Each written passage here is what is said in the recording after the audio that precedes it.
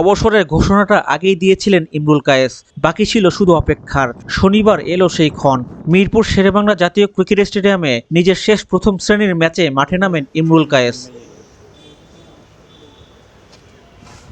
ঢাকা বিভাগের বিপক্ষে খুলনা বিভাগের ম্যাচের মধ্যাহ্ন বিরতিতে ইমরুলের বিদায়ী সম্মাননা অনুষ্ঠান আয়োজন করা হয়। জাতীয় দলের সাবেক অধিনায়ক তামিম ইকবাল ও মোহাম্মদ আশরাফুল, সাবেক নির্বাচক মিনহাজুল আবেদীন নান্নু সহ বেশ কয়েকজন সেখানে উপস্থিত ছিলেন।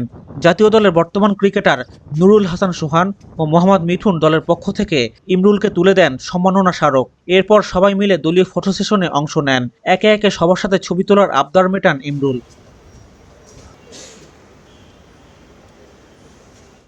বিদায়ী ম্যাচে ইমরুল অবশ্য প্রথম ইনিংসে ভালো কিছু করতে পারেননি।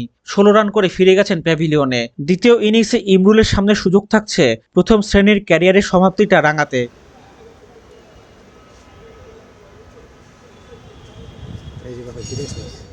গত বুধবার নিজের ফেসবুক পেজে পোস্ট করে এক ভিডিও বার্তায় টেস্ট ও প্রথম শ্রেণীর ক্রিকেট থেকে অবসরের ঘোষণা দেন ইমরুল কায়েস।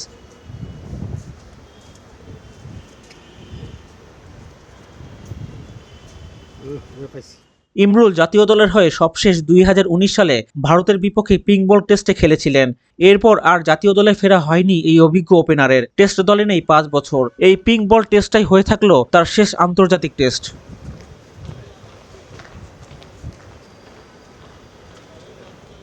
২০০৭ সালে প্রথম শ্রেণীর ক্রিকেটে অভিষেক হওয়ার পর ইমরুল কায়েস পরিচিত ছিলেন দীর্ঘদিনের পারফর্মার হিসাবে। তার বিদায়ে দেশের লাল বলের ক্রিকেটের একটি অধ্যায়ের সমাপ্তি হলো।